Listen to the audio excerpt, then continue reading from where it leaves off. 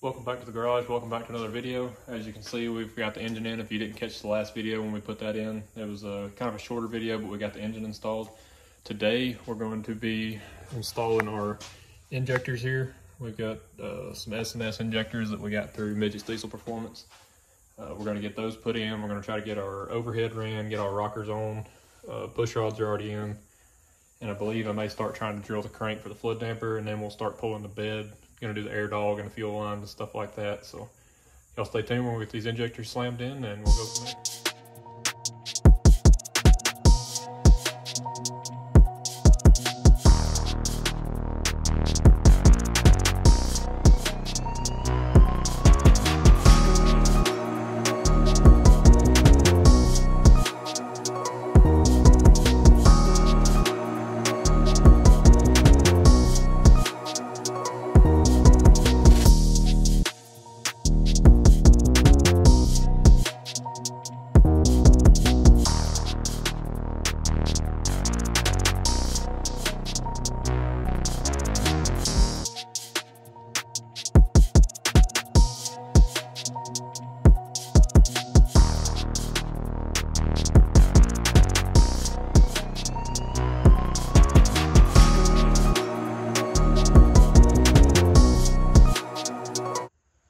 Alright guys, so as you've seen, we got our injectors in. We went ahead and got our mat and bridges on. We got all our rockers torqued down. We got our nuts loose right now. We're about to run overhead. Y'all seen me run overhead multiple times on other trucks, so I'm not going to bore you with another overhead time lapse. So I'm going to knock that out real quick, and then we'll come back to it once we get the overhead done. We'll get the top end buttoned up, and we'll keep on moving on from there. Alright guys, so next day here, we got all our rockers overhead ran. We got our injector harness on, rocker box torqued down. All of that is ready to go. Now we're going to move on. I got my wear sleeve on the crank, so we're getting ready to do the front cover. I've got an old oil pump rigged up so we can prime this thing. We're going to put some oil and some zinc additive into it, get ready for that break-in procedure, so we can go ahead and button the front cover up, get our flood damper on, and then we'll move on to our air dog back there and start running the fuel lines up, get ready for our CP3 and stuff. But that's where we're going to start today, so let's get to it. All right guys, so we got oil in it.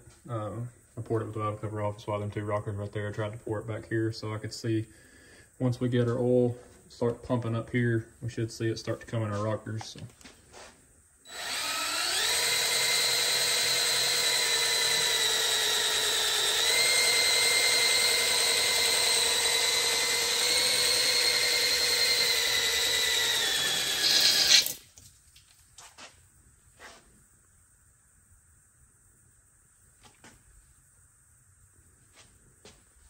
All right, well, we got oil pressure because it sprayed out everywhere back there somewhere. Oh, I know where it sprayed out of. Right out of the turbo feed. Whoops. As you can see, it's filling up all our rockers.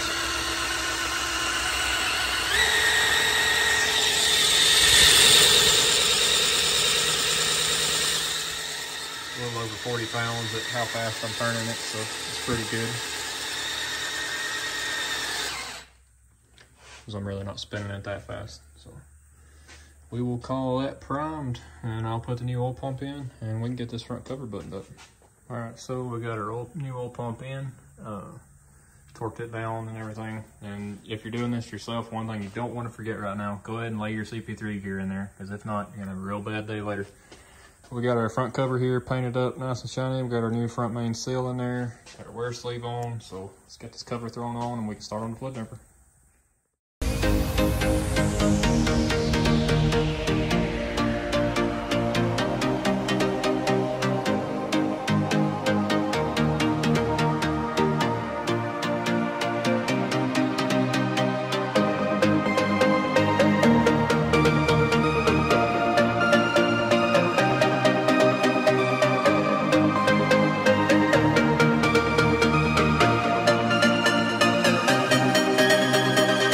As you can see, we've got everything completely buttoned up on the front.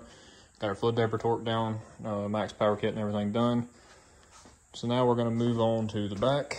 We're going to go ahead, before we snatch the bed off, Air Dog has got us hooked up. CJ, if you ever see this, I really appreciate the help out on this.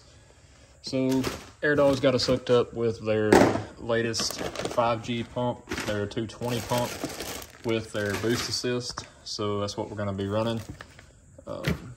So yeah, we're gonna go ahead and before we get the bed off, the reason I want to do the pump first is so I can see like how far it hangs down. There's nothing that I hate worse than like truck going down the road and the filters be way down here. Can't stand that, especially being a lowered truck. So we're gonna go ahead and get it mounted, try to get it kind of figured out where we want it, and then we'll get the bed pulled off this thing.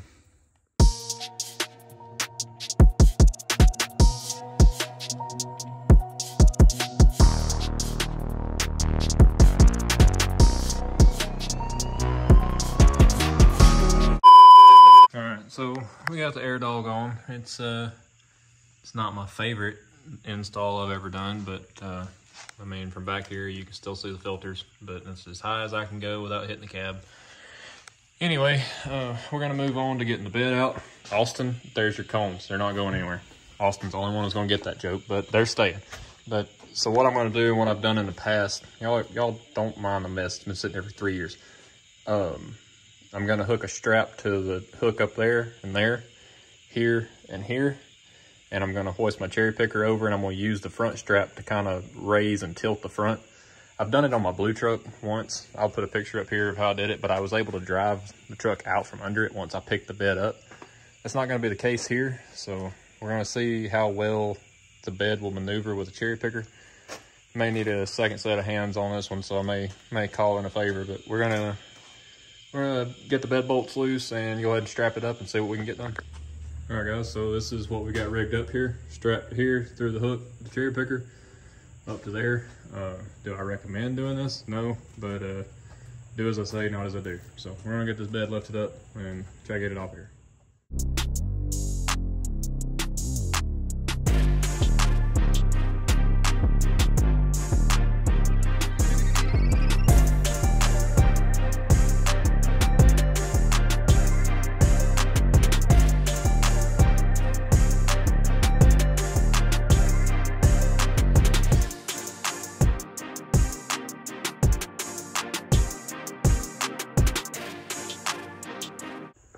Alright, so sorry about the glare, but y'all are not gonna be able to see if I don't have a light here. So we got just a little bit of dirt packed up there. That's one reason I wanted to just pull the bed off. I hate dropping the tank. It's easier just to snatch the bed off. Plus I want to do some other things while we're here. But we're gonna start getting this cleaned up, digging some of that out, getting that off, and then we're gonna work on wiring up the AirDog. It'll plug in factory here, and the AirDog will plug into here for the level sensor. And then we'll get our feed and our return for the AirDog set up. But yeah, let's get to cleaning. All right, I apologize for the darkness, but here's the sending unit we got out. As you can see, there's your factory pump down in there. So what we're gonna be doing is we're gonna cut this line up here. This is your factory feed out of your factory pump. And the AirDog is actually gonna use this to return into. We're no longer gonna be using this one at all, so we'll cap this. And I'll probably get this pump and I may cut the bottom of this basket out because that's actually where the pump sits. And I'm surprised at how clean this tank actually is. Like that little bit of debris in the bottom, I'm pretty sure fell in when I took this out. But as you can see, that little circle there, that's about where the sump will sit on the bottom. So that's where the basket actually sits. So I believe I'm gonna knock the bottom of this basket out, kind of give the sump some room to pull fuel from, some extra room, and we'll get this put back in and we'll start plumbing fuel lines. All right, so I know it's ugly, but there's your factory fuel pump and lines, and this is what I'm left with. So I cut the 2 pump wires out of there, left the fuel gauge wires into the fuel gauge, cut the factory return, cut the factory feed, and this is what the bottom looks like. So as you can see, I took the whole side out of one side, and I took the middle out of the bottom. The reason you can't take it out of the whole side is right there where it slides. See where it's 2 pieces? This part with the gauge attached to it actually slides up into this other part, and that's the only structure it has to support the gauge. But so what you'll be actually looking up at from the bottom will be like that. So it'll be open instead of having that basket right on the bottom, because this right here actually sits on the bottom of the tank.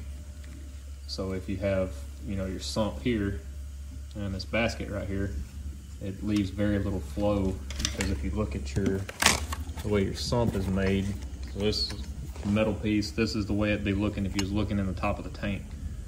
So you've only really got this spot right here to go into your feed.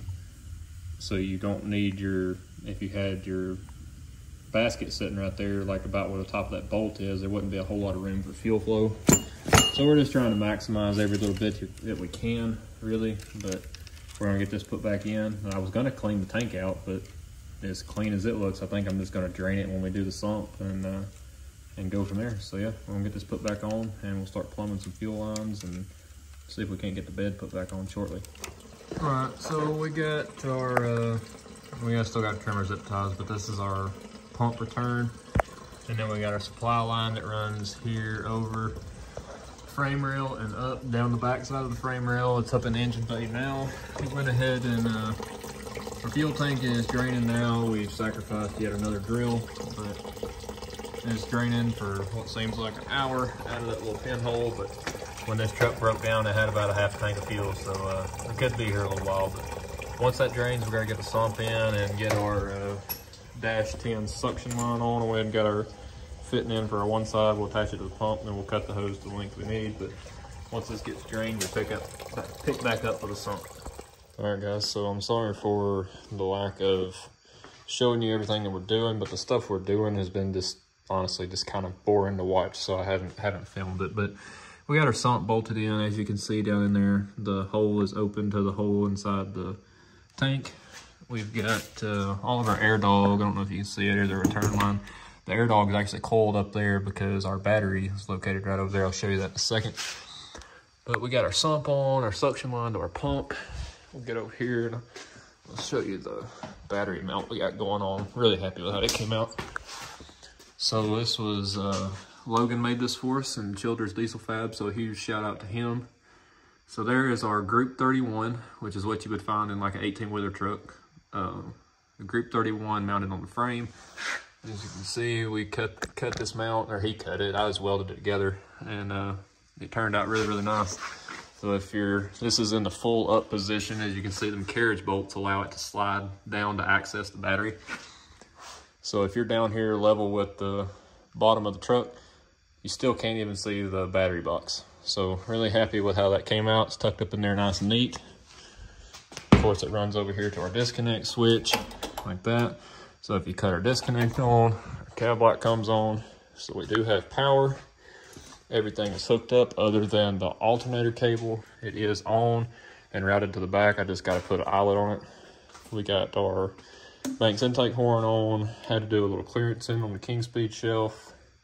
Got our Fleece 6-7 injector lines. Other than this one, that's the one that comes with the Banks. We also got our A2 Race Development belt kit on, which deletes the fan hub altogether because we'll be running electric fans. I don't mind the mess. It's a disaster in here, but this is the radiator we'll be running. It's just a Amazon special, nothing crazy. But we won't need a fan hub anymore, so we went ahead and got rid of that. Most of the harness is done. This is for the CP3. We haven't got it put on yet. But yeah, as you see, our catch can will drain here. We're moving right along, so should be cranking this thing real soon. All right, guys, that's pretty much gonna wrap this video up. Sorry to leave you on a cliffhanger, but we will be cranking it very soon. In the next video should be the one where it cranks. We still got to run some fuel lines, and we still got to do a little bit more wiring and just stuff like that. It's going to take a little bit of time. So I'm going to end up just ending this video here and start fresh with a new one for the break-in and all that, because once we crank it, we'll back it outside. We'll do the 20 to 30 minute cam break-in and engine break-in, and then we'll pull it in and do a hot retorque, get a better crush on the fire rings. We've already run our overhead, as y'all had seen before, but yeah, it's pretty much gonna wrap it up.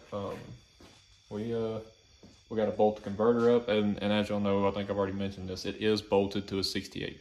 No, we're not going to leave it as a 68, but for the engine break-in purposes, and getting it on a trailer and moving it around, the 68 will serve its purpose. And then we're going to be 48 swapping it with a full manual valve body. So in the next video, we should be seeing it crank. Hopefully we'll have some kind of hood stack exhaust to not where it's directly into the firewall. But anyway, it's going to wrap this one up. So if y'all If y'all want to stay tuned, make sure you like and subscribe. Drop a comment down below what you think of the truck, and we'll catch you in the next one.